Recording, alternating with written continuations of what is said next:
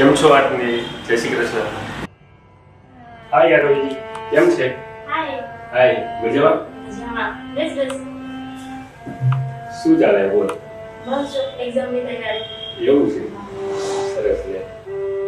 College પૂરી કર્યા પછી બંનેએ માસ્ટર ડિગ્રી જોડે કરી. આમ કરતાં કરતાં મોહિત આરોહીના ઘરે આવતો જતો થઈ ગયો અને એના ઘરનાને થોડો અણસાર થઈ ગયો હતો. આમના વચ્ચે કંઈક તો છે જ, પણ કોઈને કંઈ કહ્યું નહીં કે કોઈને એમને પૂછ્યું નહીં. ચાલો રવિ, હું જાઉં છું. તારું ધ્યાન રાખજો. ચાલો ચાલો.